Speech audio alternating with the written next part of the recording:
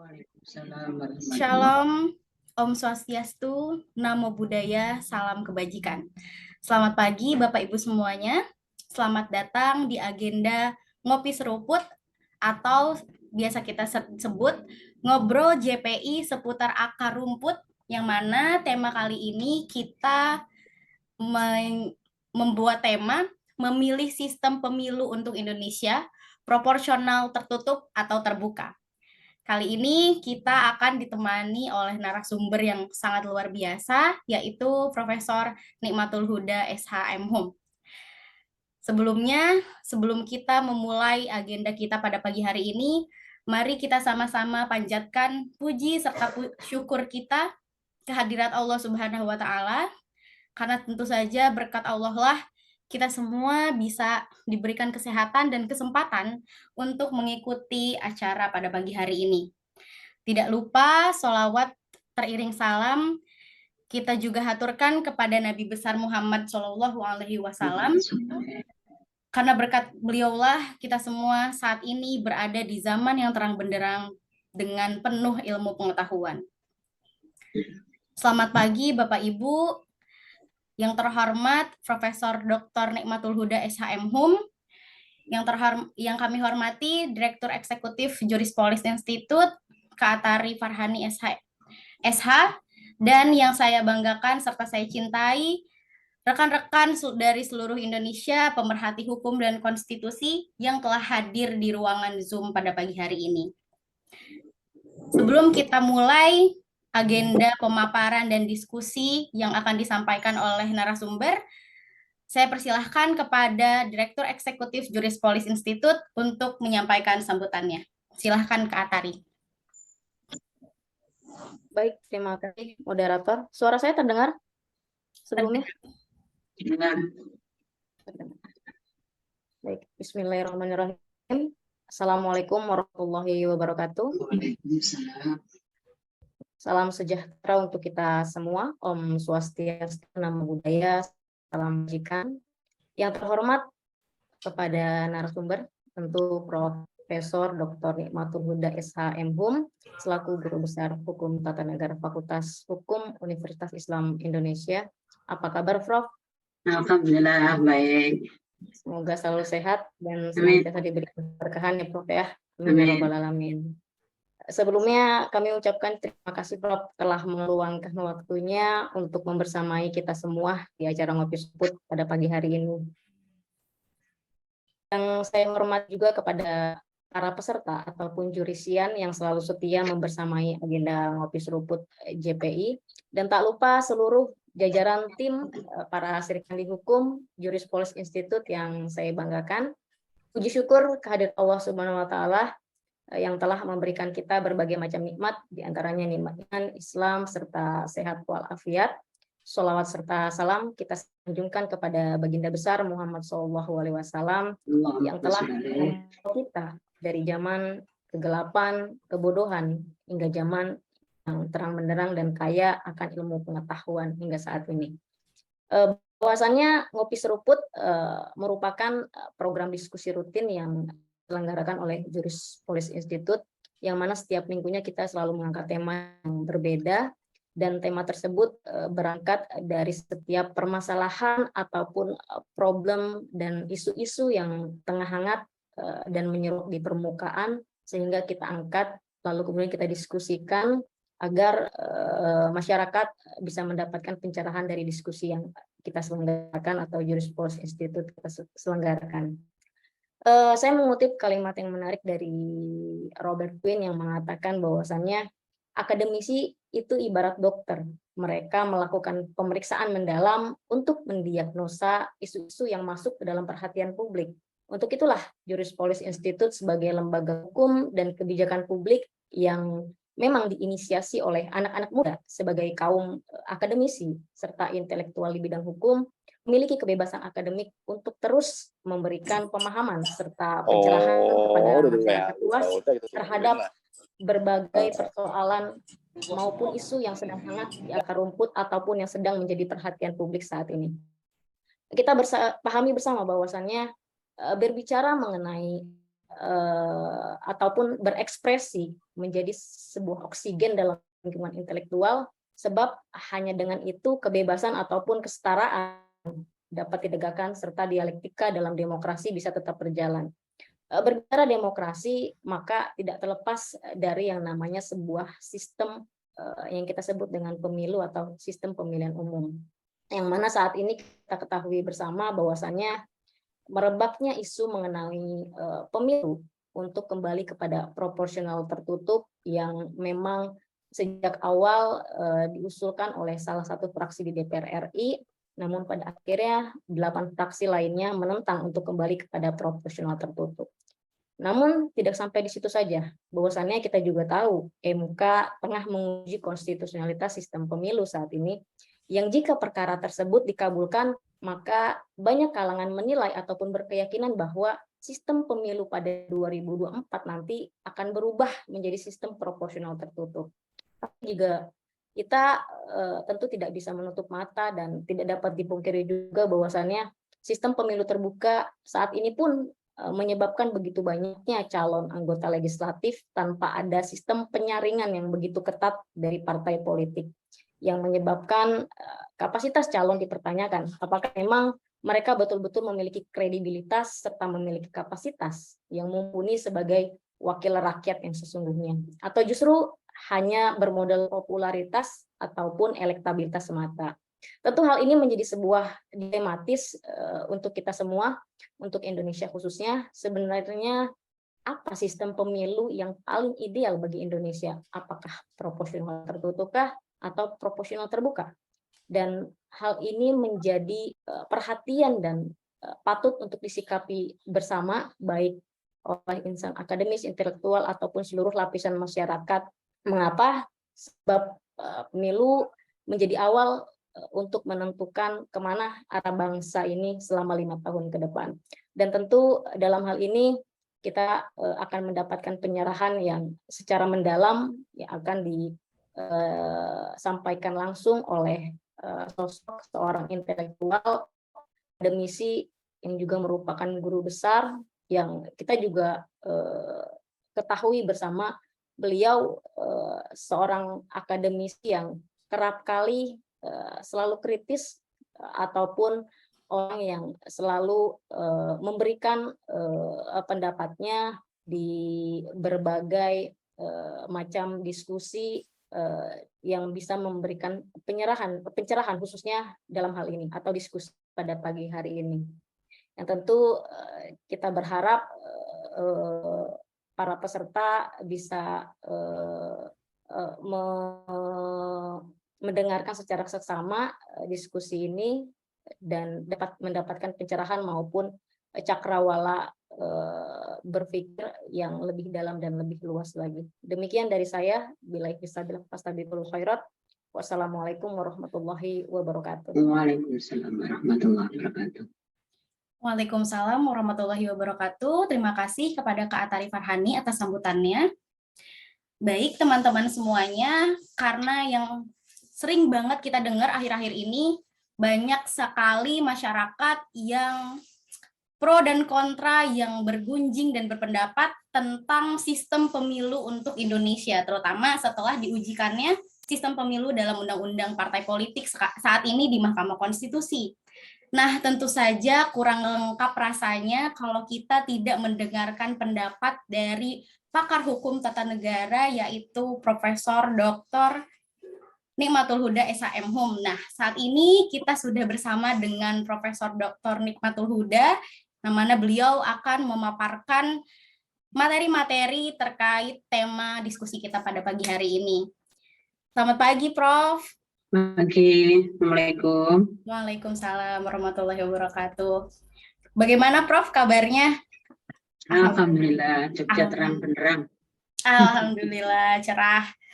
Izin Prof, terkait materi yang Prof sudah sampaikan, apakah Prof akan share screen sendiri atau akan dibantu oleh panitia? Kalau boleh saya share screen sendiri. Baik, sebentar. Panitia tolong dijadikan Prof ini co-host agar bisa share screen.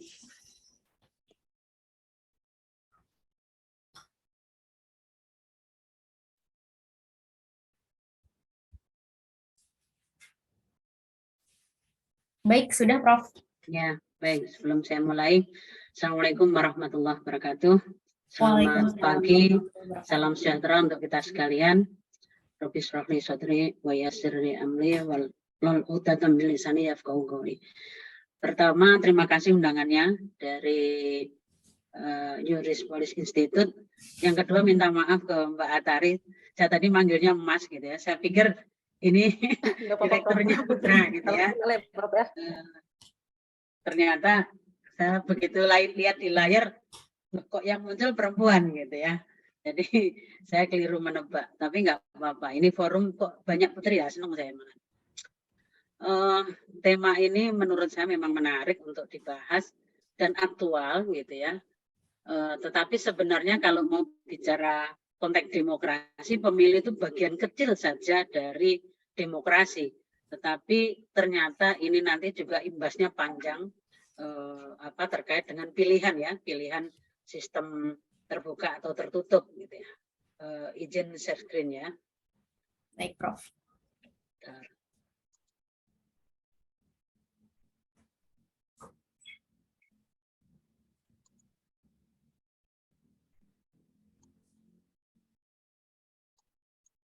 Saya diminta untuk membahas tentang pilihan ya, pilihan apakah yang terbuka atau tertutup sesuai dengan kondisi sekarang yang sedang ramai dibicarakan, apalagi semakin kencang ketika Pak Denny mengatakan komposisinya 63 gitu ya. Ini juga menarik menurut saya, karena kalau nanti ternyata benar 63, berarti MK yang harus diperiksa. Siapa yang bocorkan gitu kan. Tapi kalau enggak, ini satu PR besar bagi MK untuk mengubah skenario yang tadinya 63 harus dibuat tidak sama gitu ya. Jadi saya malah dengan keberanian Mas Denny untuk menyampaikan katanya sih bocoran gitu ya. Ini bocor dari mananya kan kita nggak tahu. Tapi kenapa menjadi menarik gitu ya. Nah, sebelum masuk di sana saya akan memulai dulu tentang sebenarnya kita ini konstitusi itu memberi bingkai, itu letak kedaulatan rakyat itu didahulukan daripada kedaulatan hukum. Di pasal 1 ayat 2 dikatakan kedaulatan di tangan rakyat dan dilaksanakan menurut Undang-Undang Dasar. Baru setelah itu di ayat 3-nya dinyatakan negara Indonesia adalah negara hukum. Artinya perjuangan untuk memperdebatkan tentang konstitusi di awal kemerdekaan itu lebih dulu dibahasnya adalah kedaulatan rakyat. Bagaimana kita menempatkan daulat rakyat ini menjadi sesuatu hal yang sangat dipentingkan. Gitu. Kalau kita mau melihat konsep negara hukum kan baru muncul setelah amandemen. Sebelum amandemen dia hanya ada di penjelasan Undang-Undang Dasar. Makanya kemudian ketika amandemen, apa yang ada di dalam penjelasan ini didorong naik menjadi konsep materi muatan konstitusi. Nah, di situ tidak muncul istilah apakah negara hukum kita itu resat atau rule of law, tidak muncul lagi. Kalau di penjelasan dulu ada gitu ya. Kalau saya pernah membaca, kenapa kok pasal 1 ayat 3 hanya dikatakan negara Indonesia adalah negara hukum. Ini Prof. Mahfud pernah menyampaikan bahwa ini konsep negara hukum yang prismatik. Mengambil nilai-nilai baik dari restat, juga nilai-nilai baik dari rule of law. Dan faktanya di Indonesia memang sudah seperti itu. Ada pengadilan tata usaha negara, tetapi juga ada supremasi konstitusi. Gitu. Nah, jadi mempertemukan dua pasal ini sebenarnya kalau untuk membahas terbuka atau tertutup itu, ya kembalikan ke daulat rakyat.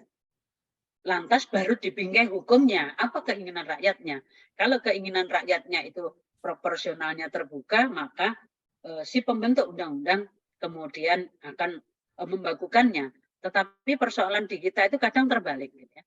Setelah kita memilih wakil rakyat itu yang dominan wakilnya, wakil rakyatnya. Tetapi di atas yang dominan dari wakil rakyat, yang dominan lagi adalah ketua partainya.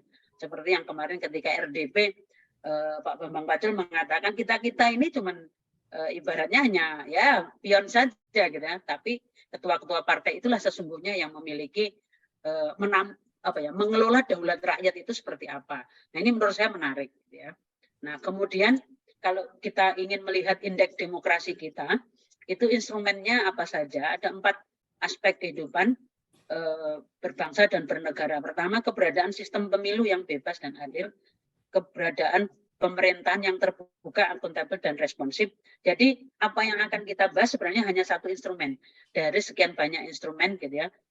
Kemudian juga pemajuan dan perlindungan hak sipil dan politik seluruh warga tanpa kecuali, kemudian keberadaan masyarakat yang memiliki rasa percaya diri penuh.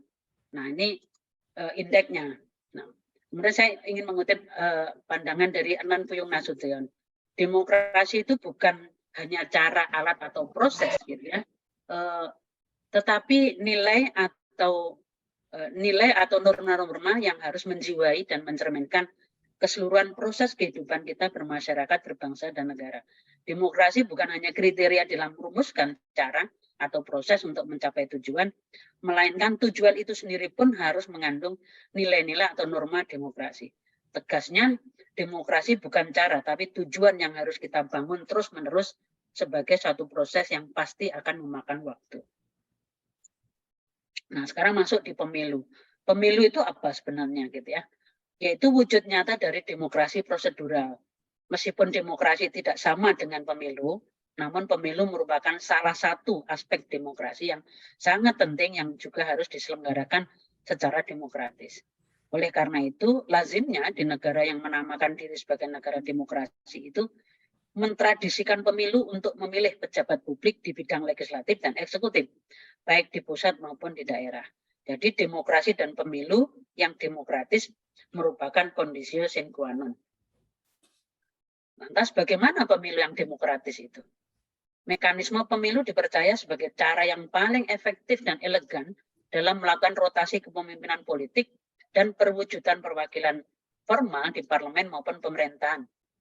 Mengharap pemilu yang demikian, maka diperlukan modal penyelenggaraan pemilu secara demokratis dalam suasana yang demokratis pula, sehingga dimungkinkan akan terwujud perwakilan pilihan rakyat. Jadi tidak hanya sistem pemilunya yang harus kita sorot, tapi juga penyelenggara pemilunya apakah juga bersikap demokratis ataukah sebenarnya dia tidak independen gitu ya, tidak profesional. Nanti bisa dibaca dari laporan tahunan DKPP ya, berapa banyak penyelenggara pemilu yang sebenarnya tidak profesional ketika menjalankan tugas dalam kepemiluan. Apakah itu KPU, Bawaslu, dan seterusnya gitu ya. Ini terkait jadi tidak hanya sistemnya saja, tetapi juga penyelenggaranya, juga aktornya yang akan masuk dalam konteks pemilu itu. Jika pemilu tidak diselenggarakan dalam suasana yang demokratis, maka pemilu hanya akan menjadi instrumen yang paling mudah untuk direkayasa, untuk mencapai maksud di luar tujuan-tujuan pemilu yang sebenarnya.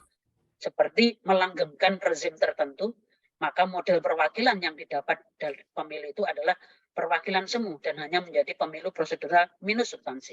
Kita bisa saksikan bagaimana Orde Baru bisa berkuasa sampai 30 tahun lebih. Karena sistem pemilunya juga hanya dibuat seperti itu.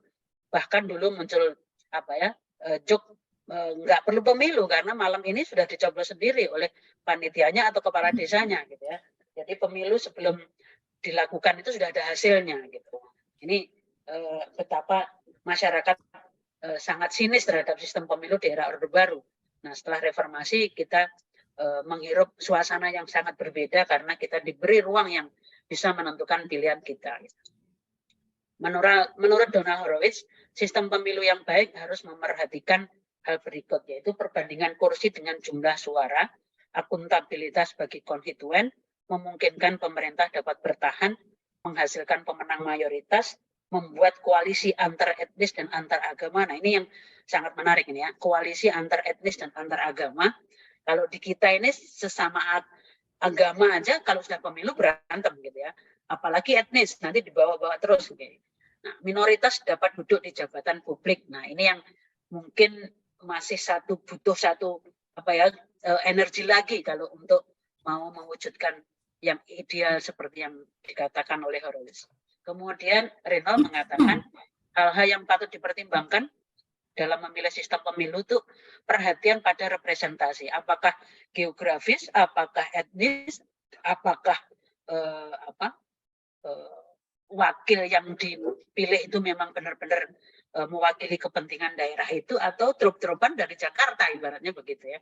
Membuat pemilu mudah digunakan dan bermakna, jadi tidak mempersulit rakyatnya mau ngapain ini, bagaimana caranya, gitu, regulasinya juga mengambang, tidak tegas misalnya, memungkinkan perdamaian, artinya ada jalan keluar ketika terjadi sengketa, memfasilitasi pemerintahan yang efektif dan stabil, pemerintahan yang terpilih akuntabel, gitu ya, karena sudah ada jalur atau sarana yang bisa ditempuh melalui sengketa hasil misalnya, atau sengketa pelaksanaannya, gitu ya, bukan hasil. Kemudian pemilih mampu mengawasi wakil terpilih, berarti ada hubungan kedekatan di antara yang memilih dengan yang dipilih, mendorong parpol bekerja lebih baik karena di bawah kontrol rakyat, mempromosikan oposisi legislatif untuk menjaga kohesi antara pemerintah dengan DPR, nggak kayak sekarang gitu ya, ini nggak proporsional menurut saya, karena koalisinya terlalu besar ya, di atas 83%, sehingga apa saja yang diinginkan oleh dua pihak itu selalu diiyakan gitu. Bisa banyak contoh misalnya terkait dengan fungsi legislasi yang belakangan di Pak Jokowi Jilid 2 ini kan selalu menggunakan model fast track gitu ya, fast track legislation, dan di situ tidak perlu minta masukan atau partisipasi publik, sehingga undang-undang didorong begitu cepatnya hanya dalam waktu 7 hari, 9 hari, 14 hari dan seterusnya, itu sudah bisa jadi undang-undang. Nah, ternyata produk perundang-undangan yang lahir di 2020-an ini bermasalah semuanya gitu ya. Yang Cipta Kerja juga dibawa ke MK, yang IKN direvisi kembali, undang-undang MK-nya sekarang mau direvisi lagi dan seterusnya. Ini konteksnya ya. Jadi kenapa kok menjadi penting pilihan terhadap sistem tadi itu bisa sampai ke sana arahnya gitu ya. Mendorong parpol bekerja lebih baik, mempromosikan oposisi legislatif, mampu membuat proses pemilu berkesinambungan dan memperhatikan standar internasional. Nah, sekarang sistem pemilu sebenarnya, maaf ini ada 4 kelompok sistem pemilu. Sistem single member constituency, yaitu sistem yang biasa disebut dengan distrik, dan multi member yang biasa disebut dengan sistem proporsional atau sistem perwakilan berimbang. Nah, ada juga sistem campuran dan sistem di luar ketika sistem mainstream ini. Saya nggak akan sebutkan.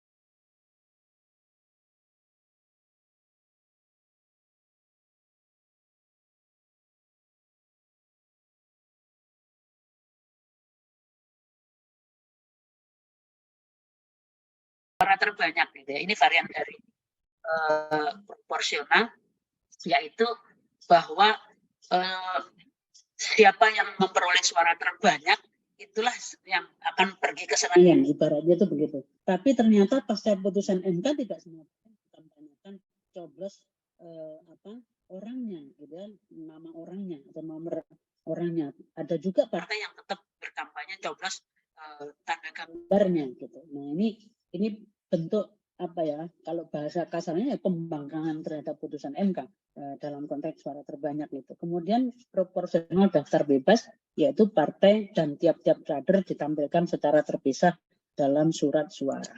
Nah, apa kelebihan sistem proporsional ini? Sistem ini inklusif, memungkinkan badan legislatif terdiri dari wakil rakyat yang berasal dari berbagai macam kekuatan politik, termasuk kelompok minoritas dalam masyarakat. Cukup akurat dalam menerjemahkan proporsi suara yang dimenangkan menjadi persentase wakil yang terpilih. Hanya sedikit pemilih yang tidak terwakili suara mereka yang terbuang. Sistem ini menghasilkan keragaman dalam sistem multipartai. Jadi enggak seperti di Orde Baru gitu ya. Di mana-mana hanya Golkar yang menang gitu kan. Menghasilkan keragaman dalam nominasi kandidat dan membantu terpilihnya kandidat dari kelompok minoritas. Cenderung menghalangi adanya dominasi regional partai-partai tertentu, menciptakan sharing kekuasaan dan kerjasama. Kekurangannya seringkali tidak ada hubungan yang kuat antara para pemilih dengan wakilnya. Berbeda dengan distrik. Kalau distrik sangat dekat ya, karena mereka dikenali langsung. Dalam sistem proporsional, sistem tertutup, para pemilih tidak memiliki pengaruh dalam menentukan wakil mereka. Akibatnya kurang akuntabilitas para wakil terhadap pemilihnya. Sistem ini membutuhkan sistem partai yang berfungsi dengan baik. Proporsional daftar tertutup itu kurang dapat mengakomodasi kandidat independen, menghasilkan banyak partai dan dapat menimbulkan fragmentasi sistem partai menjadi partai-partai yang hanya mengetengahkan satu wacana tertentu atau suatu kepribadian tertentu saja. Nah, masuk di permohonan yang sekarang sedang diajukan di MK di perkara nomor 114. Pemohon ini mengajukan uji materi terkait dengan beberapa pasal di dalam Undang-Undang Pemilu untuk diuji dengan Undang-Undang Dasar. Menurut para pemohon, sistem pemilu proporsional terbuka akan melemahkan pelembagaan sistem kepartean. Loyalitas calon anggota legislatif yang terpilih cenderung lemah dan tidak tertib pada garis komando partai politik. Selain itu, para pemohon juga berpandangan seharusnya ada kewenangan partai untuk menentukan siapa saja yang layak menjadi wakil partai di parlemen. Para pemohon minta kepada Mahkamah untuk membatalkan pasal-pasal yang mengatur sistem proporsional terbuka bertentangan dengan Undang-Undang Dasar. Nah, menurut saya argumentasi pemohon dalam sistem pemilu proporsional terbuka yang katanya akan melemahkan pelembagaan sistem kepartean dan seterusnya tadi, itu semua dalil yang menurut saya tidak argumentatif gitu ya. Karena saat ini justru parpol yang tidak berperan signifikan dalam melakukan kaderisasi dan mendemokratisasi partainya. Parpol di Indonesia sangat elitis dan oligarkis. Parpol menjadi mesin bisnis elit pengurusnya dan tertutup, sehingga orientasinya menjadi sempit karena hanya kekuasaan. Sementara pendidikan politiknya nggak berjalan. Anda bisa lihat kemarin di 2020 pilkada itu calon tunggalnya ada 26 daerah. Nah, nanti di 2024 berapa ini calon tunggalnya? Jadi partai nggak mau capek gitu ya, nggak mau susah-susah dan nggak mau rugi gitu. Jadi kalau sudah ada calon yang di situ kuat atau yang di situ bisa membeli perahunya gitu ya sudah berduyun-duyun bergabung di situ. Dulu 2008 hanya tiga daerah, kemudian naik menjadi 7, kemudian naik lagi belasan, setelah itu kemarin di 2020 menjadi 26 daerah gitu ya. Nah, ini ada satu disertasi yang menarik di UGM dan sudah ujian tertutup. Dia meneliti apakah kira-kira kalau nanti kekuasaan eksekutif di daerah dikuasai oleh calon tunggal yang menang dalam pilkada itu, DPRD-nya juga akan bersifat pengawasannya juga aktif, atau justru sebenarnya semakin renggang pengawasannya karena yang menjadi kepala daerah itu adalah termasuk orang yang dia dukung dari partai itu, gitu ya. Melemahkan konteks pengawasan. Dan ini juga melemahkan aspek demokrasi di daerah. Jadi apapun kesalahan dari kepala daerah ya dianggap itu sudah seharusnya begitu atau dibenarkan gitu ya. Parpol menjadi sekutu pemerintah, menjauh dari rakyat. Tadi sudah saya sampaikan konteks legislasi di 2020 itu produk perundang-undangannya semuanya begitu gitu ya. Demokrasi tanpa demos, kata orang begitu ya. Jadi disebut demokrasi tapi nggak ada rakyat di situ. Gitu. Semuanya diputus oleh penguasa. Rakyat hanya dibutuhkan suaranya ketika pemilu. Setelah itu ditinggalkan. Yang menikmati kekuasaan hanya elit parpol, tetapi rakyatnya tetap dalam kondisi miskin. Sistem proporsional tertutup tidak banyak memberikan tawaran yang menarik bagi pemilih. Hegemoni elit parpol akan sangat menentukan calon legislatif. Restu elit parpol lebih dominan daripada suara rakyat atau pemilihnya. Jika parpolnya tidak demokratis, elitis, dan kebijakannya ditentukan oleh figur tunggal ketua partai, maka jangan berharap caleg-caleg yang diajukan adalah orang-orang yang akan memperjuangkan aspirasi masyarakat atau aspirasi rakyat. Caleg hanya akan menjadi kepanjangan tangan ambisi elit parpolnya. Faktanya, wakil rakyat ditundukkan oleh partai menjadi petugas partai. Seharusnya petugas rakyat. Maka semua putusan politik hanya ditentukan oleh segelintir elit partai. Ini pandangan saya. Jadi kalau tadi diargumentasikan bahwa caleg akan sulit dikendalikan, kemudian juga kurangnya katakanlah loyalitas terhadap partai. Bukankah setiap caleg itu harus baca ADART dan itu disetujui oleh ketua partai untuk diterima menjadi calegnya. Jadi nggak ada yang tiba-tiba ada orang mengajukan diri langsung ke KPU mendaftar, kan nggak ada gitu. Kalau untuk legislatif semuanya melalui partai politik. Makanya tadi saya katakan argumentasi ini argumentasi dari pemohon itu sangat lemah gitu ya, kayak dipaksakan gitu. Tapi mungkin gitu ya, kenapa mereka berani mengajukan? Mungkin MK karena bisa dibaca oleh publik itu bisa dinego gitu dalam konteks ini gitu ya. Artinya mumpung MK-nya lagi kayak gini gitu. Takut dengan partai politik, takut dengan DPR. Terbukti ketika wakil ketua bisa dijatuhkan di tengah jalan tanpa diperiksa lebih dulu, diganti oleh sekjen gitu. Itu bahasa saya melihat konteks itu, mungkin sekarang orang berduyun-duyun ke MK karena kondisi MK sedang seperti ini. Termasuk kemarin Pak Nurul Gufron dari KPK gitu ya, minta supaya disamakan dengan yang lain 5 tahun. Padahal itu semuanya open legal policy, termasuk sistem terbuka atau tertutup itu juga open legal policy si pembentuk undang-undang, bukan kewenangan MK. Tapi ketika Pak Denny mengatakan akan 6-3, saya senang gitu ya. Artinya bukan berarti saya berharap memang 6-3, bukan. Ini menguji MK gitu. Kalau ternyata benar 6-3, ya memang berarti di dalam itu harus dibenahi itu. Yang nggak benar bukan Pak Denny-nya gitu kan, di dalamnya yang nggak benar gitu. Nah sementara yang lain mungkin Kompas beberapa hari yang lalu kan justru ingin Pak Denny yang dijadikan dalam tanda petik tersangka gitu ya. Dia yang harus dipanggil, dia harus klarifikasi. Menurut saya buktikan dulu MK gitu. MK itu sebenarnya memang bocor apa tidak gitu. Nah sehingga harapan rakyat untuk ke MK nantinya bisa menyelesaikan sengketa pemilunya, sengketa pilkadanya, sengketa pilpresnya, itu optimis. Tidak kalau ngapain dibawa ke sana. Nanti putusannya juga 9-0 karena dia sudah dibeli oleh partai tertentu. Nah, hal-hal kayak gini nih, ini menurut saya bagian dari resiko demokrasi yang harus kita tanggung bersama. Jadi MK harus terbuka dong, gitu kan? Nggak bisa dia kemudian menutup diri setiap ada orang mengkritik atau memberi goncangan itu kemudian seperti orang kebakaran jenggot gitu ya. Tunjukkan bahwa Anda memang begini. Sama kayak ketika Prof. Susi itu menjadi ahli untuk uji formil, beliau pernah bercerita ya dari 4 itu sudah 40 kali dan tidak pernah tembus gitu. Nah, kan kita akhirnya kayak orang yang sudah hilang harapan ya, hopeless gitu, terus ternyata ada gitu ya yang berani untuk keluar dari mainstream gitu kan, keluar dari zona nyamannya gitu ya, pindah menjadi 5-4. Ternyata ketika komposisinya 5-4 itu tragis gitu ya.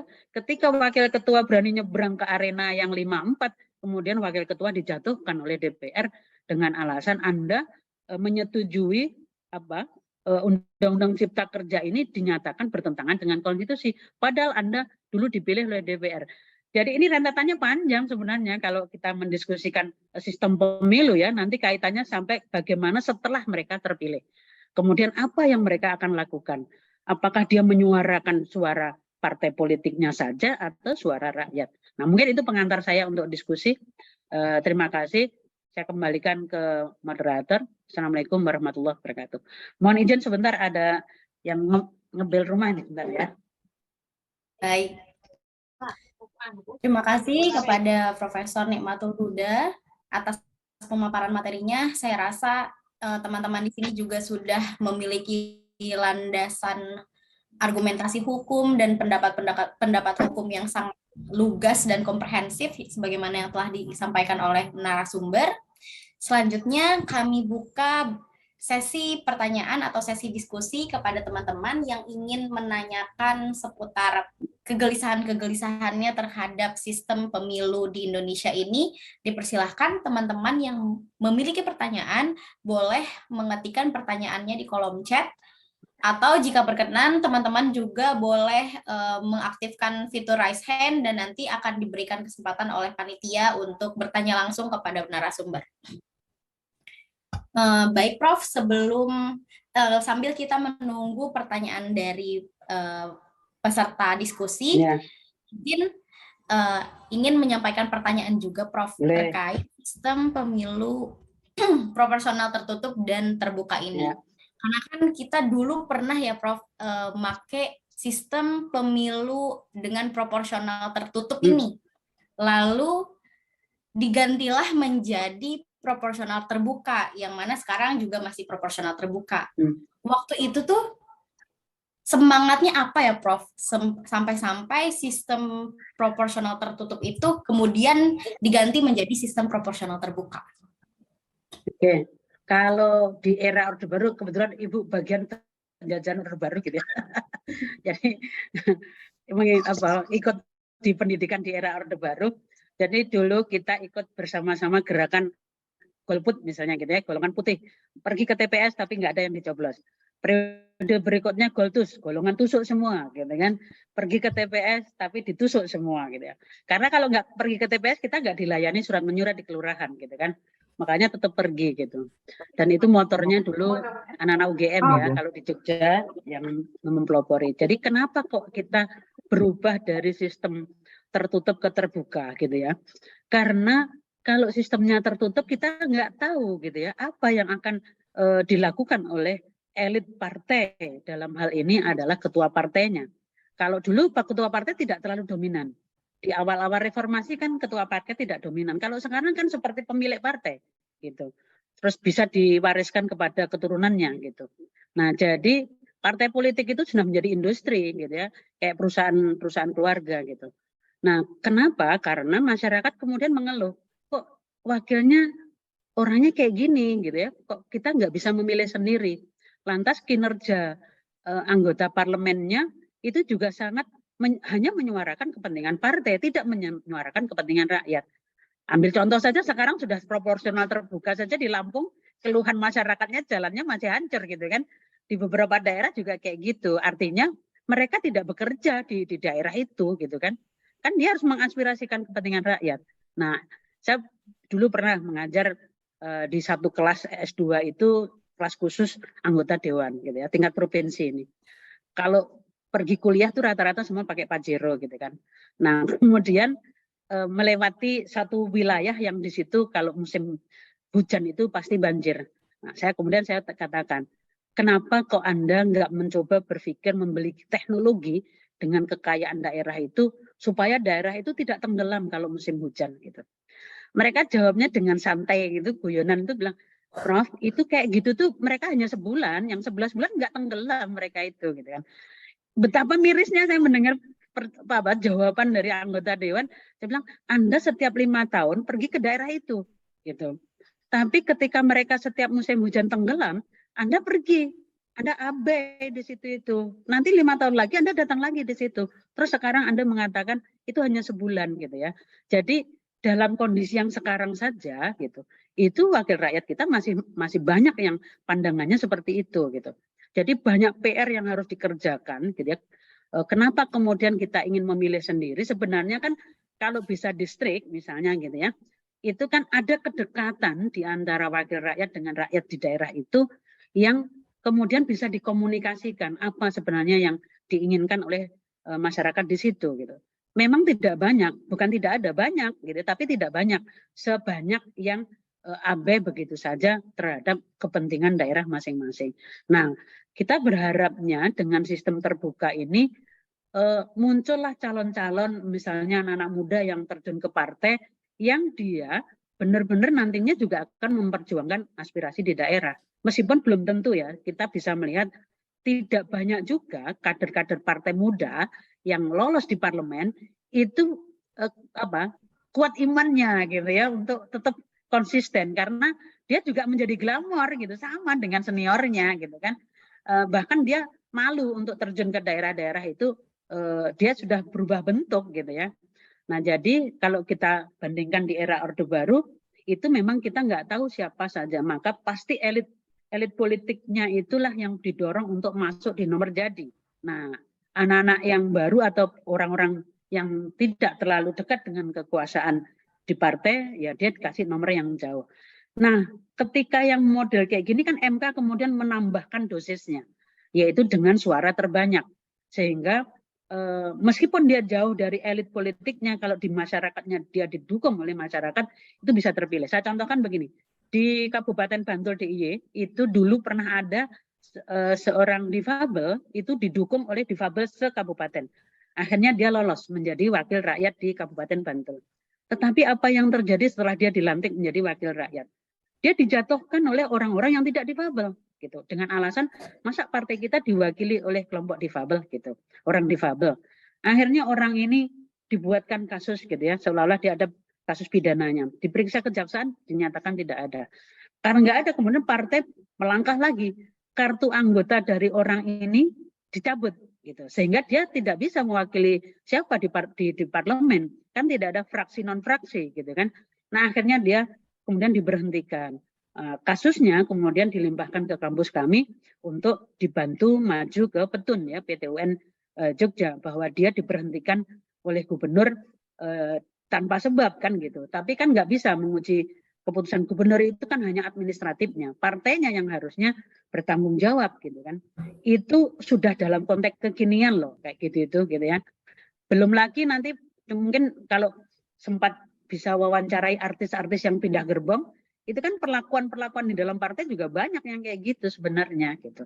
Jadi kenapa harus berganti sistem gitu ya? Kalau sekarang misalnya dibalik lagi, kan sudah terbuka nih. Kenapa harus balik ke tertutup gitu? Itu akan menunjukkan semakin mengkokohkan oligarki partai politik dan elitisnya partai politik. Jadi kita jangan mau masuk ke arena yang kayak gitu. Lu partainya saja sudah tertutup, masa mau daftar calegnya juga tertutup?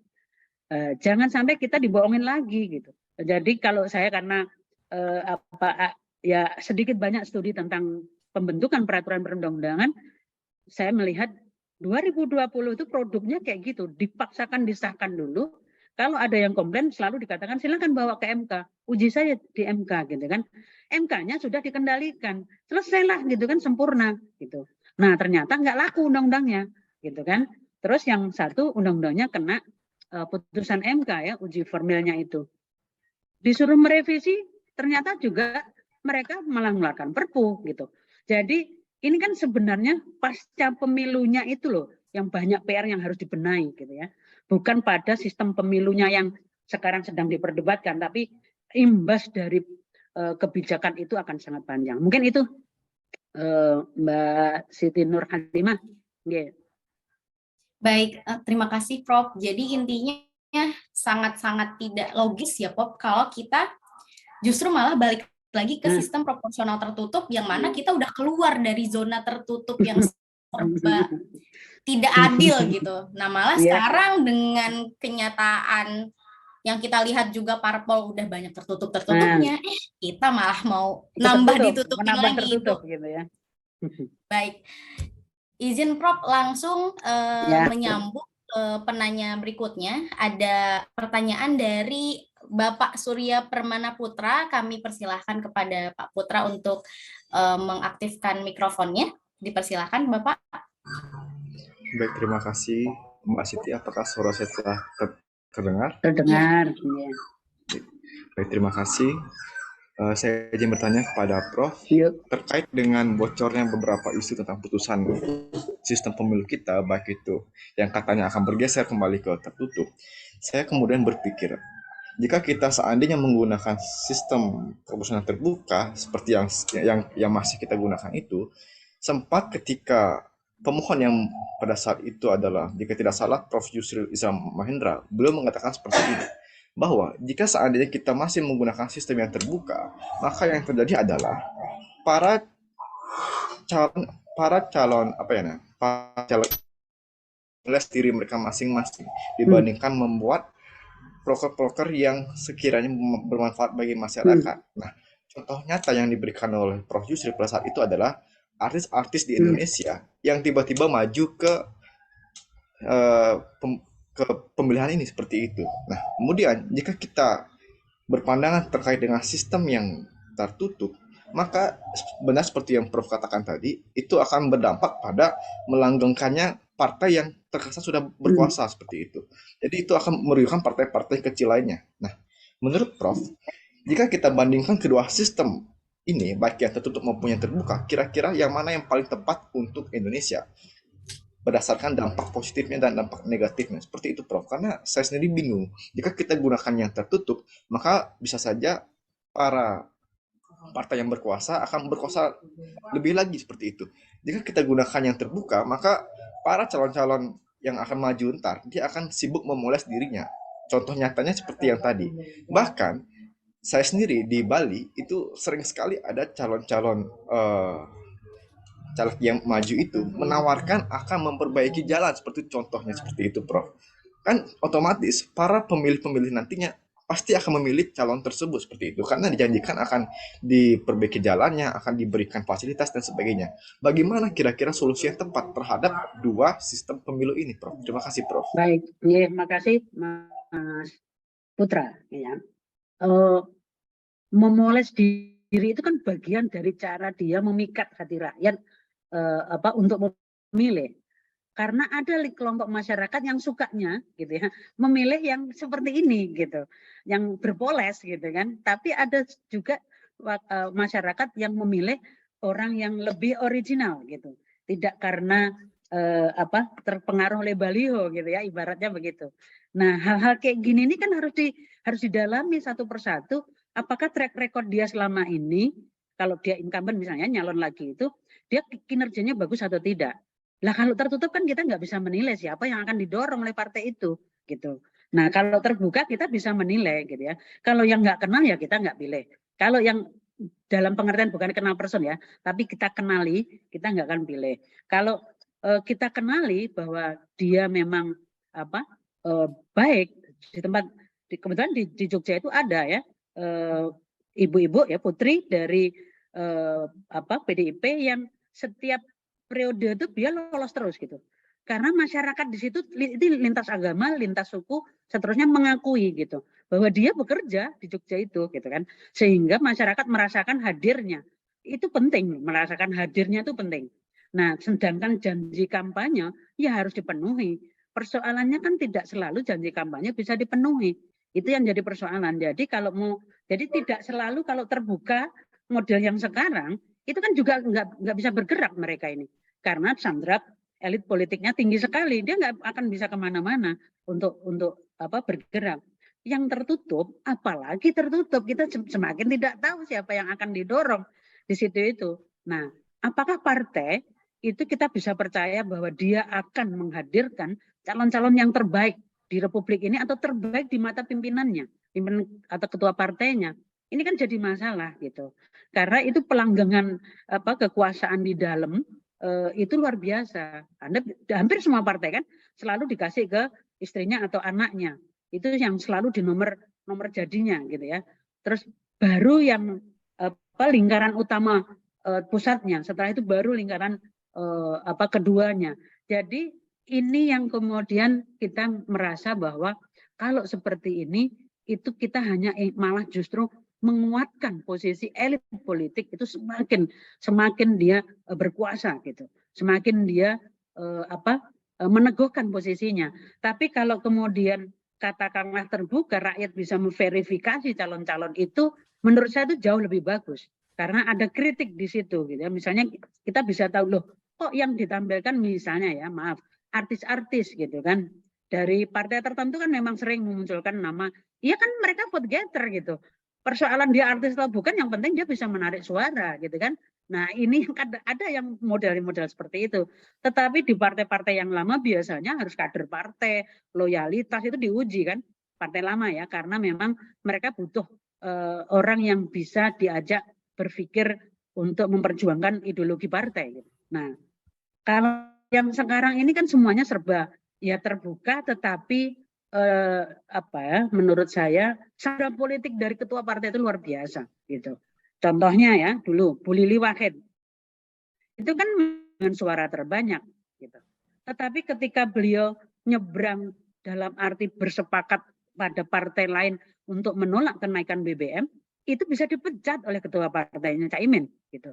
Jadi di apa makna suara terbanyak kalau kemudian pimpinan partai ternyata lebih kuasa daripada rakyat yang memilih dia.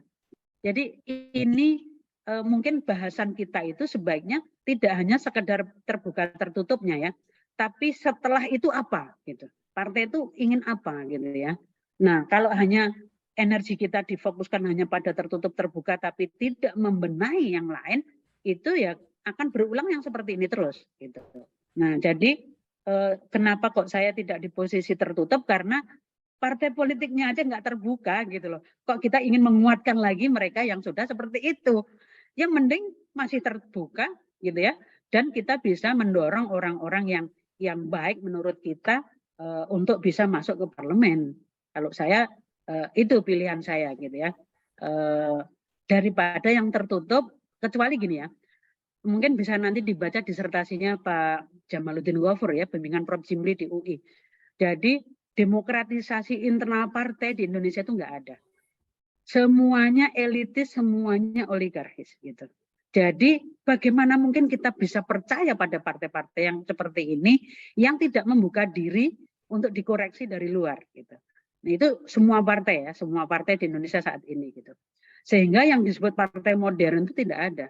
Bahkan putusan-putusan politik yang strategis menjelang 2024 ditentukan oleh ketua partai, ya kan? Untuk calon presiden, untuk calon wakil presiden itu kan ditentukan oleh ketua partai gitu. Ya mungkin di dalam ada musyawarah, saya nggak tahu. Tapi yang terlihat kan deklarasinya selalu mengatakan ini ditentukan oleh ketua partai, yang ini juga ditentukan oleh ketua partai, yang ini juga ditentukan oleh ketua partai. Jadi tidak ada demokratisasi di situ. Masa kita mau menambah energi lagi yang supaya mereka semakin mengekalkan partai yang tidak demokratis, tertutup sekali gitu. Nah, ini kan putusan MK 91 PUU Romawi 18 tahun 2020 formil Undang-Undang Cipta Kerja itu kan ingin mendorong dalam proses pembentukan peraturan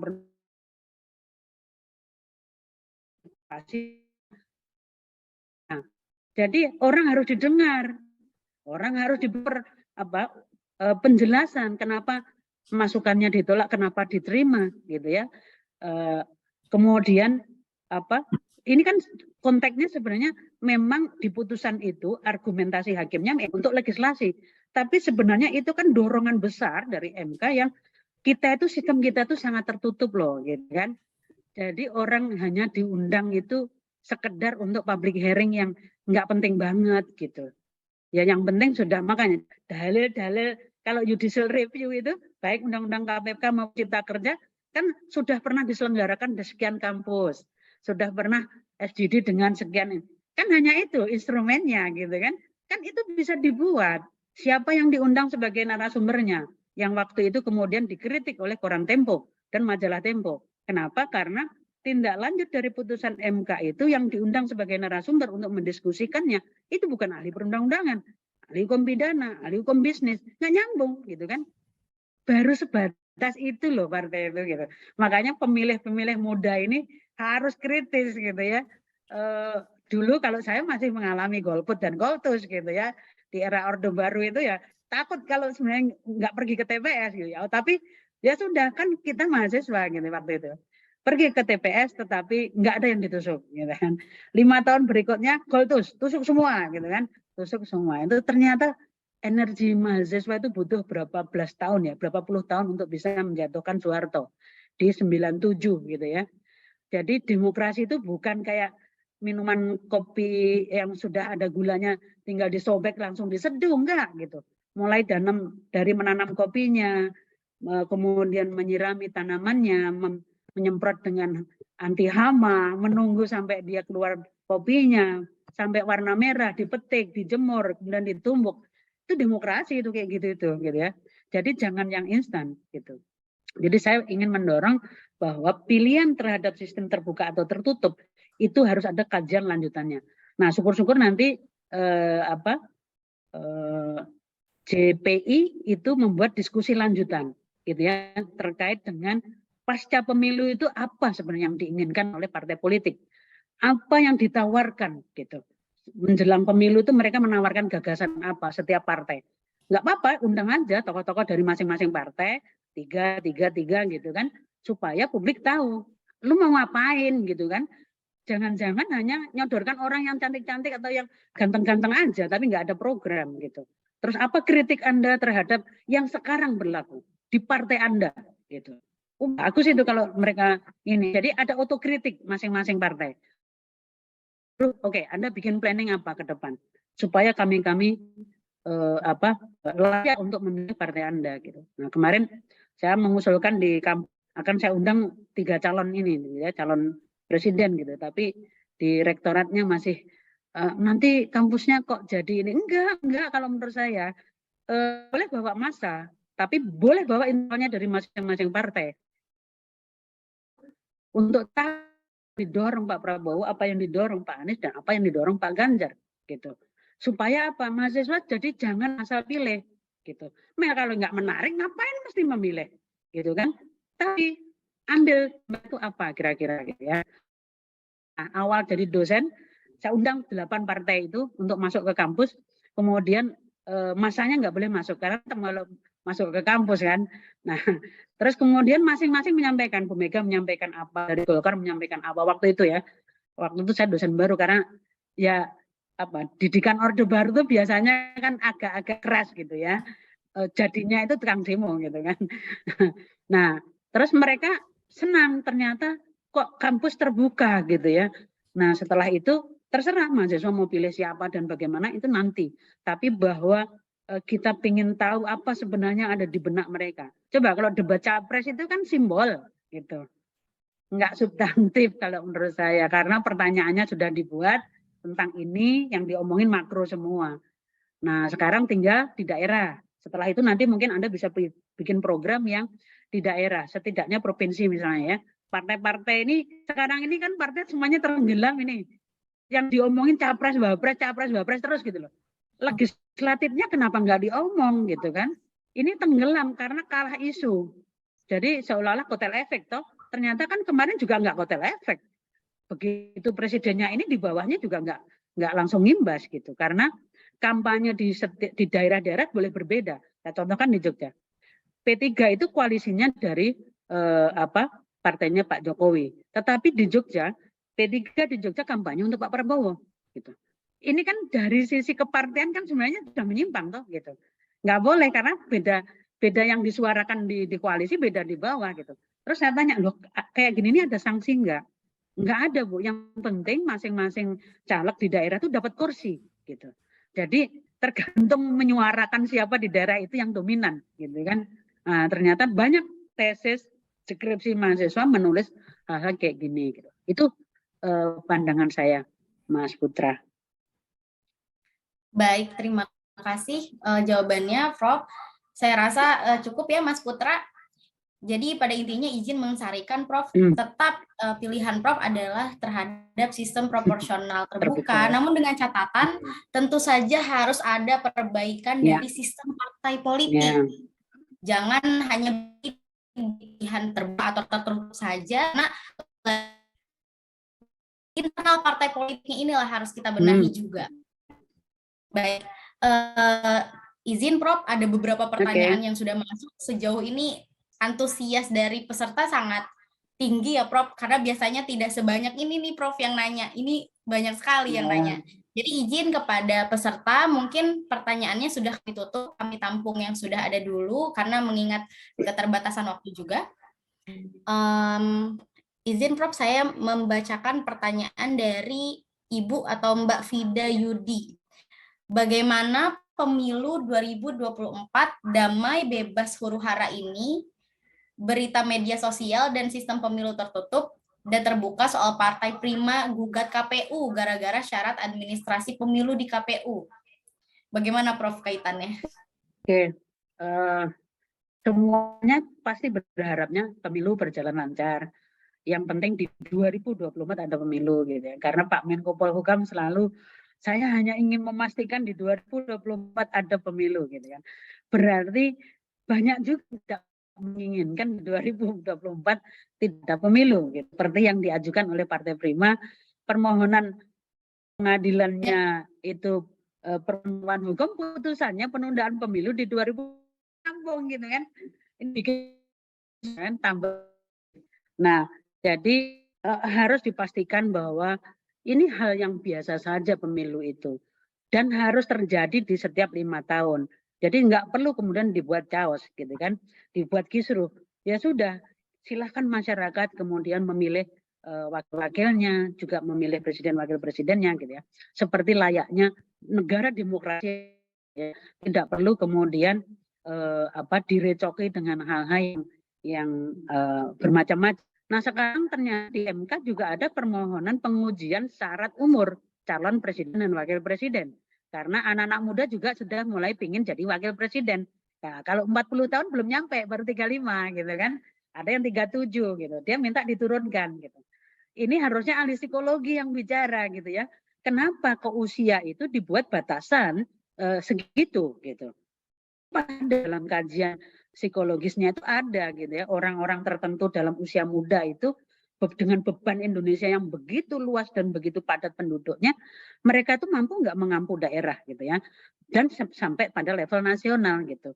Jadi saya juga melihat kok ini sekarang berbondong-bondong pada mau menguji pasal terkait dengan umur ya, syarat umur calon wakil presiden. Juga nanti ada yang lain lagi gitu. Jadi nggak apa-apa, di negara demokrasi kita sudah mapan, insya Allah sudah mapan. Jadi kalau ada permohonan-permohonan ke Mahkamah Konstitusi itu hal yang wajar. Memang harus lewat jalur hukum seperti itu daripada anarki atau diselesaikan di jalanan. Jadi silahkan saja gitu ya. Kalau kemarin Partai Prima sampai mengajukan ke pengadilan dan ternyata dia katakanlah misalnya dia menang, itu satu koreksi untuk KPU gitu. Berarti KPU ada yang tidak firm dalam hal verifikasi partai gitu. Karena ternyata pengadilan bisa membuktikan. Nah, ini menurut saya juga pelajaran yang sangat berharga bagi penyelenggara pemilu gitu ya. Kemarin di 2020 itu Pilkada, saya kebetulan menjadi TPD ya, tim pemeriksa daerah dari DKPP di DIY itu, saya melihat pemberitaan di websitenya DKPP itu sampai 2022 itu pelaporan terhadap pelanggaran etika penyelenggara negara itu banyak banget, nggak selesai-selesai per daerah gitu ya. Jadi kita harusnya tidak bermain-main dengan persoalan ini gitu ya. Artinya KPU memilih orang juga yang diharapkan kredibel untuk menangani pemilu di daerah, juga di tingkat pusat gitu ya. Begitupun Bawaslu-nya juga orang-orang yang mampu untuk mengemban amanah yang seberat ini gitu ya. Tidak kemudian dia ada keberpihakan pada kelompok tertentu untuk dimenangkan dan dikalahkan dan seterusnya. Jadi kalau semuanya berjalan tanpa ada keinginan menyimpang, mungkin bisa bagus-bagus saja, jalannya bagus gitu ya. Tapi kalau kemudian juga banyak yang berkepentingan untuk merusak sistem gitu ya, atau setidak-tidaknya kayak sekarang Partai Demokrat sedang ada masalah gitu ya, karena ada kelompok lain yang ingin mengambil posisi partai itu, katakanlah begitu. Menurut saya dari segi etika ya, dari segi etika penyelenggara negara itu tidak bagus gitu. Karena dia sedang ada di dalam gitu. Di dalam kekuasaan itu. Kemudian kalau dia kemudian merebut partai sementara dia masih di dalam, harusnya dia keluar dulu dari posisi di KSP itu gitu ya. Supaya apa? Ini menjaga etika bernegara, supaya orang itu santun gitu ya. Tidak awut-awutan atau tidak asal kuat atau asal menang-menangan gitu. Ini kepentingannya apa? Kepentingan pendidikan politik untuk generasi mudanya, supaya tahu bahwa kita diajarkan sebuah panggung politik yang sangat bagus, mengapresiasi sesama kandidat misalnya. Itu bagian dari kampanye yang bagus menurut saya, tidak saling menjatuhkan. Kalau saling menjatuhkan berarti dua-duanya itu orang jelek, jadi nggak perlu dipilih kayak gitu itu. Tapi orang yang bisa mengapresiasi orang lain itu orang baik gitu, karena dia nggak khawatir dengan prestasi yang lain karena dia juga punya prestasi. Nah, hal-hal kayak gini nih yang jarang dibicarakan gitu ya. Etika politik itu jarang sekali dibahas. Jadi saya optimis bahwa pemilu di 2024 itu nggak apa-apa di awal-awal diwarnai yang model kayak gini ini nggak apa-apa. Toh nanti kalau sudah masuk stepnya pendaftaran, musim kampanye dan musim pemilunya, itu kita sesama kita saling menjaga gitu ya. Saling menjaga, jangan sampai ada orang yang punya kekuasaan untuk destruktif menghancurkan sistem pemilu atau proses pemilu yang berjalan. Kalau saya di posisi yang seperti itu. Begitu Mbak Vida Yudi, terima kasih pertanyaannya. Baik, terima kasih Prof. Untuk menyingkat waktu, kita akan langsung beranjak ke pertanyaan berikutnya dari Bapak Habib Anwar. Bapak Habib Anwar menanyakan, jika MK menyetujui kembalinya proporsional tertutup, apakah isu penundaan pemilu akan terjadi? Sebenarnya ada faktor apa saja yang bisa menunda pemilu? Ini menyambung juga dari pertanyaannya Pak Kuat, apakah hal-hal yang dapat menunda pemilu menurut undang-undang? Bagaimana, Prof? Terkait dengan kalau misalnya MK kemudian putusannya kembali ke tertutup itu, apa juga akan menguatkan menunda pemilu? Saya melihatnya gini, apakah sistemnya terbuka atau tertutup itu bukan ranahnya MK. Itu open legal policy DPR dan pemerintah gitu. Justru kalau MK masuk di arena itu, dia sudah melanggar pakem dia sendiri yang selama ini dia kekeh pertahankan bahwa itu open legal policy gitu ya. Nah, berarti dia masuk di arena politik untuk menentukan terbuka atau tertutup gitu. Jadi ini yang harusnya dijaga oleh MK. MK nggak perlu masuk ke sana bahwa itu adalah ranahnya parlemen. Kalau kemudian suara dari 8 partai yang menolak tertutup dan 1 yang setuju tertutup, ini sebenarnya MK juga harus tahu, nggak tutup mata gitu ya, bahwa yang ada di arena partai politik itu menginginkan terbuka mayoritasnya. Hanya 1 yang tidak menginginkan terbuka gitu. Nah, kalau MK yang menurut saya lebih aman ya dia kembalikan ke parlemen saja. Itu boleh sih. Kalau MK kemudian mengatakan bahwa itu yang tepat, dia bukan lembaga politik, dia lembaga hukum. Jadi apa persoalannya gitu? Nah, kalau saya begitu, apakah itu akan menunda pemilu gitu ya? Mungkin ada yang skenario ke arah itu. Tetapi menurut saya juga tidak akan menunda pemilu karena hanya akan mengubah daftar calegnya tadi yang sudah katakanlah misalnya sudah didaftarkan ke KPU itu tinggal nanti ditutup karena yang muncul hanya tanda gambar gitu kan. Nah, jadi sebenarnya bisa dilakukan di masa itu, tapi ternyata kan tidak hanya sekedar daftar calegnya saja yang persoalan, sampai rentetan jauhnya nanti gitu ya, ditentukan sekian banyak pasal kan harus diubah dulu gitu. Jadi pasal-pasal yang terkait dengan sistem terbuka atau tertutup di dalam undang-undang pemilu harus direvisi gitu. Nggak mungkin kemudian hanya menggunakan dari putusan MK yang kaitan terbuka tertutup hanya dengan pencalekan, enggak. Pasal-pasal yang lain itu banyak gitu. Kalau nanti timbul sengketa bagaimana gitu. Antar di dalam satu partai ya, antara caleg di dalam satu partai gitu. Terus itu transfer dikendalikan oleh ketua partai atau partai politik itu sendiri. Siapa yang ingin didorong masuk dulu, baru nanti nomor urut keberapa, sehingga nggak terbuka, nggak tahu gitu, permainan di dalam gitu. Belum lagi kalau antar partai politik. Dulu kan ada suara dari Partai Demokrat di Donggala oleh ketua KPU dipindah ke PDIP gitu. Akhirnya jadi sengketa antar partai politik, kemudian ditersangkakanlah ketua KPU di Kabupaten Donggala itu. Kenapa? Ternyata dibuka planonya sejak dari desa naik kecamatan, kecamatan kemudian masuk di kabupaten, ternyata berpindahnya di kabupaten. Jadi hal-hal kayak gini nih ribetnya banyak gitu ya. Tidak sesimpel yang kita bayangkan gitu. Nah, ini jadi kalau misalnya apakah akan menunda?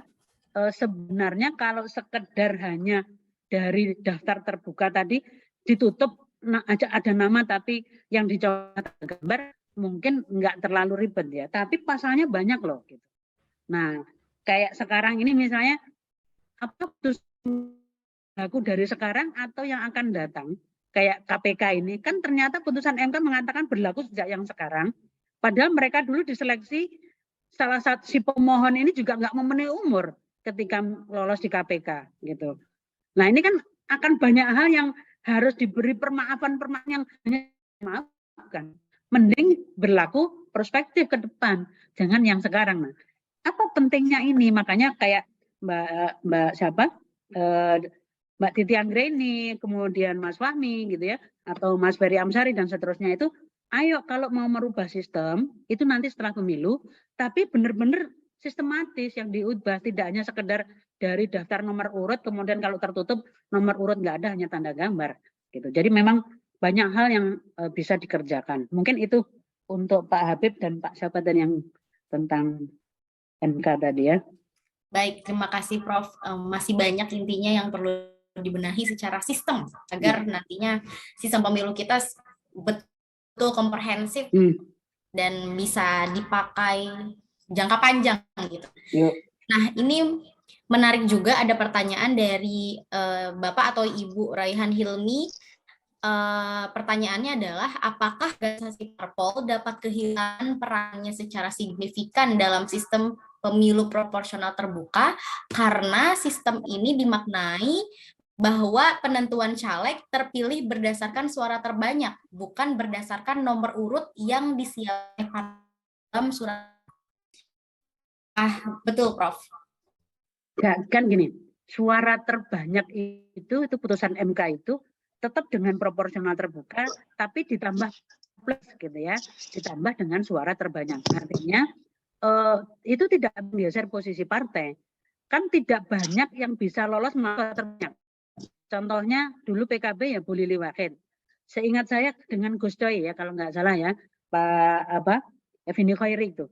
Kemudian di IP itu hanya Rika Diah Pitaloka. Kemudian dari Golkar itu hanya Ginanjar Kartasasmita. Artinya suara terbanyak itu tidak banyak kalau untuk tingkat nasional, gitu ya. Nah, menurut saya tidak akan menggeser posisi partai dalam hal ini karena itu tetap proporsional terbuka, tetapi plusnya adalah suara terbanyak. Artinya dari daftar nomor urut tadi yang sudah disajikan oleh partai politik, kalau ada di antara mereka yang mendapatkan suara terbanyak meskipun nomor urutnya 40 katakanlah, dia yang harus pergi ke parlemen gitu ya. Nah, ini kan sebenarnya untuk menggerakkan atau memberi motivasi kepada caleg-caleg supaya bekerja optimal, supaya dia dipilih oleh konstituennya gitu. Nah, bekerja optimal itu bukan berarti uang gitu ya, yang harus banyak disebarkan gitu, atau serangan fajar, serangan duha gitu ya. Kalau orang yang selama ini menyebut gitu ya. Tetapi dia bekerja apa sebenarnya, daya pikat rakyat itu pada dia itu apa gitu. Oh, dia anak kemarin sore hanya nempel di nama besar orang tuanya yang dia nggak pernah berkumpul dengan masyarakat, nggak pernah menjadi pegiat sosial, masa tiba-tiba harus dipilih ke parlemen, itu nanti di sana hanya nongkrong gitu kan. Nah, jadi ada hal-hal yang harus dilihat lebih jauh gitu. Nah, kenapa orang misalnya ya, kenapa pilih dengan suara terbanyak? Mungkin memang karisma dia di daerah, atau selama ini dia sudah aktif di masyarakat atau di komunitas tertentu memperjuangkan aspirasi mereka. Dulu kan Rika Diah itu kan setiap pemilu suara terbanyak tuh ke dia gitu kan kalau di PDIP ya, setahu saya. Nah, oleh partai kemudian dikasih ke Pak Taufik Kemas kalau nggak salah. Kemudian siapa ini nomor urut ini, nah, begitu. Jadi saya melihatnya nggak akan menggeser posisi partai gitu ya, karena toh dia tetap harus bertanggung jawab sesuai dengan ADART dari masing-masing partai. Jadi kendalinya kan di situ sebenarnya. Kalau kemudian partai itu menggunakan ADART sebagai aturan main, maka di situ mungkin bisa terkendali. Nggak mungkin dia dengan suara terbanyak terus dia akan memiliki kebebasan sebebas-bebasnya. Enggak, karena dia tetap didorong oleh partai politik tadi, siapapun dia gitu. Kalau saya kok begitu pandangan saya ya, untuk Mbak Raihan Hilmi. Terima kasih pertanyaannya. Baik, terima kasih Prof atas jawabannya. Ini kebetulan Mbak Raihan Hilmi juga raise hand. Apakah ada yang ingin disampaikan lagi? Mbak Raihan Hilmi, dipersilahkan.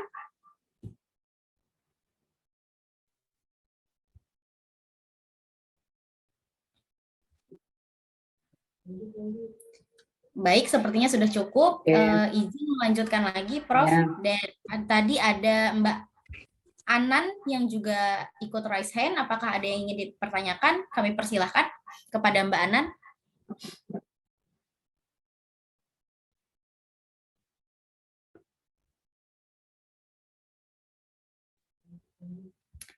Baik, sepertinya mungkin sudah terjawab pertanyaannya. Izin ini saya bacakan satu pertanyaan terakhir ya, Prof, kepada teman-teman. Mohon maaf karena waktunya terbatas. Saya bacakan pertanyaan terakhir dari Bapak Muhammad Denny Syafei Yulia. Pertanyaannya adalah, terkait pasca pemilu 2024 nanti, saya sependapat dengan Prof, perlu ada pemikiran ke depan serta adanya perbaikan dari sektor partai politik mulai dari sekarang. Pertanyaan saya, langkah apa saja yang harus dilakukan sebagai suatu perbaikan dari sektor partai politik tersebut? Oke, terima kasih Pak Muhammad, siapa ini? Muhammad Denny, ya. Jadi kalau menurut saya, partai politiknya itu benar-benar harus terbuka, demokratis. Artinya tidak menjadi partai keluarga atau industri keluarga, gitu ya. Tapi partai itu kan orang bergabung itu kan karena adanya persamaan ideologi atau visi untuk memperjuangkan sesuatu, gitu. Nah, di situ yang harus mulai diubah cara pandang orang yang ada di dalam partai itu, tidak kemudian membuat partai politik itu menjadi milik keluarganya, tetapi milik masyarakat yang ingin bergabung di situ, gitu ya. Nah, saya juga ikut mengkritik partai tertentu yang lahir belakangan yang kemudian yang dimunculkan adalah keluarganya lagi, gitu ya, untuk memimpin partai itu, gitu. Nah, jadi partai politik harus mulai berani untuk membuka diri, mengkritik dirinya sendiri untuk tidak menjadi dominannya elitnya. Tetapi contohkan begini, kalau mau pilkada, kenapa calon kepala daerah harus minta restunya ke Jakarta, ke ketua partai politiknya? Kenapa nggak ke DPW saja untuk kabupaten kota? DPW itu lebih tahu orang-orang yang ada di daerahnya. Kalau ke Jakarta, laki-laki nanti ya itu tadi gitu, ada uang pendaftaran itu ibaratnya begitu, gitu ya. Yang itu restu itu harus dibeli, mahal sekali. Dan bahkan partai bisa melakukan ngedrop orang dari Jawa Timur di-drop di Sumatera Utara untuk menjadi calon kepala daerah. Ini ya jelas tersinggung, orang Sumatera Utara dikira nggak ada yang mampu untuk memimpin daerahnya, kan gitu. Nah, jadi ini kan semuanya pertimbangannya sangat subjektif dari ketua partai karena beliau ingin mengkalkulasi apa saya nggak tahu, gitu ya. Nah, maka partai politik harus terbuka. Kemudian keuangan partai juga harus terbuka. Sumbernya dari mana? Berapa banyaknya, gitu ya. Terus apa yang bisa dia siapkan untuk kaderisasi calon-calon pemimpin? Ini kan partai semua, partai-partai politik kan tiarap ini, gitu ya. Selalu hanya mengambil orang yang kaya raya yang mau mendaftar, kayaknya bisa untuk kepentingan partai politik, gitu. Tapi apakah dia punya jam terbang tentang politik, tentang kepemerintahan, tentang demokrasi, tentang manajemen wilayah? Itu nggak bisa loh. Makanya kemudian 2020 Prof. pernah mengatakan 82% calon kepala daerah didanai oleh Cukong. Makanya kalau kemudian setelah terpilih dia melakukan korupsi, ya jelas wajar karena nggak punya uang, dia harus mengembalikan dana-dana itu melalui izin-izin yang dia miliki untuk diberikan kepada pengusaha yang sudah mendanai. Nah, model kartel yang kayak gini ini nggak boleh, gitu. Jadi harus mulai membenahi ke dalam itu ya dia disehatkan dulu, gitu. Disehatkan dulu sehingga orang-orang baiknya itu bisa muncul. Tapi yang ya itu tadi masih model seperti itu, gitu ya. Sehingga kalau dibenahi dulu partai menjadi partai yang terbuka, sahamnya tidak saham tunggal, gitu ya. Kemudian dia sangat terstruktur cara melakukan kaderisasi calon-calon pemimpin dari tingkat daerah sampai ke pusat, gitu ya. Jangan sampai ada kekurangan, sepertinya kan kayak kekurangan orang tuh. Masa di satu pilkada 26 daerah itu calonnya tunggal, gitu loh. Itu kan seperti ya partai politik cari praktisnya aja, gitu. Pragmatis banget, yang penting menang. Toh nanti kalau nggak bisa jadi wakil masih bisa kepala dinas. Kalau nggak bisa kepala dinas, kepala badan. Nah, ini kan akhirnya transaksi dagang sapi lagi di situ, gitu. Nah, itu yang tadi saya gambarkan banyak hal, gitu ya, yang harus dibenahi dari sistem pemilu kita, gitu ya. Kalau partainya tidak dibenahi, percuma terbuka atau tertutup tuh nggak ada imbasnya terlalu signifikan. Mungkin itu komentar saya.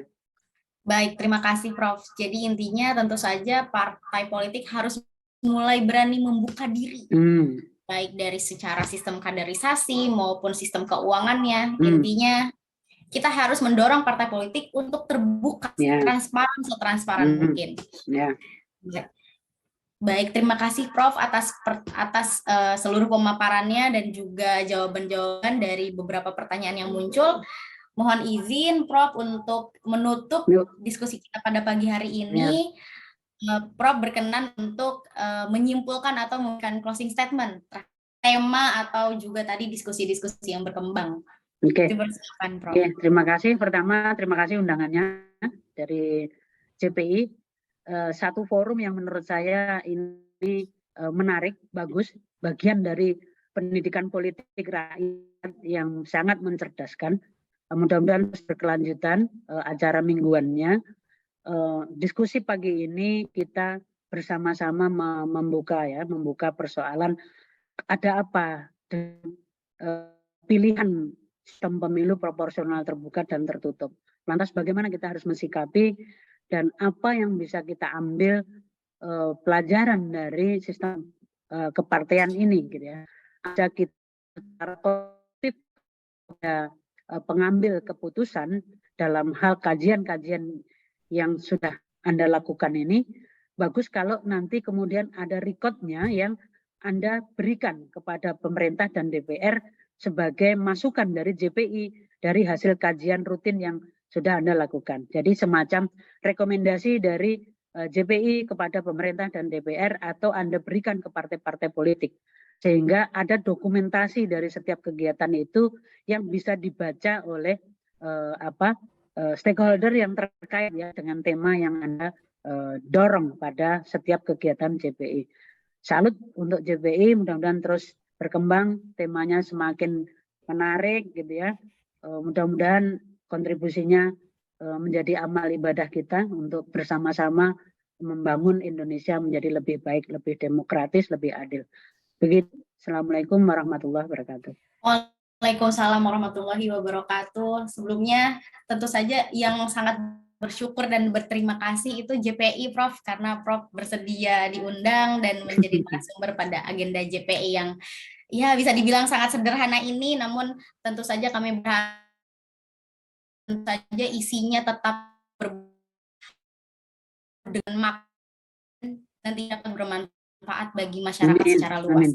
Dan izin nanti dari JPI akan membuat rilis Prof terkait diskusi kita pada pagi hari ini, dan juga tentu saja akan mencantumkan pendapat-pendapat Prof yang mengemuka di diskusi ini, karena tentu saja pendapat Prof sangat berarti dan juga sangat berpengaruh terhadap sistem keilmuan di negara kita saat ini.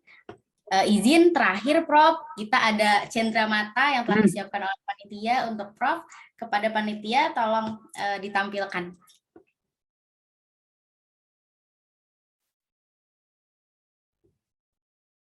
Baik Prof, ini ada sedikit cenderamata dari Juris Police Institute.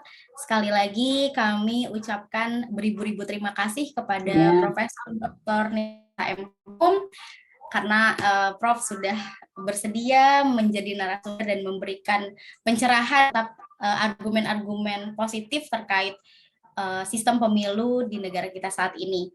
Kami harap ke depannya insya Allah kami konsisten menyelenggarakan diskusi-diskusi seperti saat ini, dan juga kami mengucapkan terima kasih kepada Prof atas masukan dukungannya. Insya Allah kami juga akan mengundang Prof kembali di agenda-agenda ngopi seruput berikutnya, dan semoga dapat berkah. Insya Allah. Terima kasih. Ya, terima kasih Prof sekali lagi. Salam sehat. Semoga Prof dilancarkan semua urusannya. Amin. Baik, terima kasih. Assalamualaikum. Prof, mungkin bisa dokumentasi dulu, Prof. Terakhir, kepada para peserta yang belum mengaktifkan kameranya, diharap mengaktifkan karena akan dilakukan sesi dokumentasi oleh panitia. Baik, di hitungan 3. 1, 2, 3. Satu kali lagi. 1, 2, 3.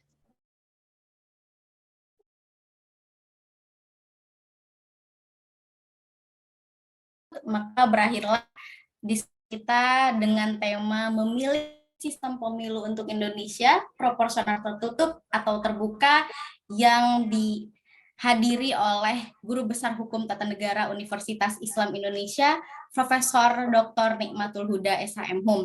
Demikian, atas segala kekurangannya, panitia ucapkan permohonan maaf yang sebesar-besarnya. Semoga kedepannya kita dapat menyelenggarakan diskusi-diskusi serupa yang lebih menarik dan juga bermanfaat bagi masyarakat. Baik, terima kasih. Saya akhiri. Wabillahi taufiq wal hidayah. Wassalamualaikum warahmatullahi wabarakatuh. Waalaikumsalam warahmatullahi wabarakatuh. Terima kasih banyak, Mohon Prof. Sehat Prof. selalu, Prof. Iya, terima kasih ya, Prof. Salam Iya. sehat. Terima kasih, Prof. Terima kasih, Terima kasih. Prof. Ya.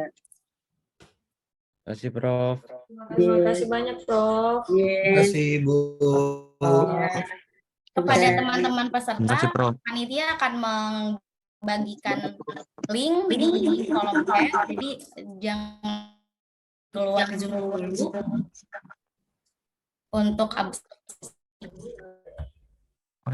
Absensi ini nanti untuk sertifikasi ya, Mbak ya? Iya, betul, untuk sertifikat, dan nanti dikirimkan juga materi dari Prof ya, sebentar. Oke, baik. Oke, panitia tolong di-share di kolom chat ya absensi yang telah disiapkan.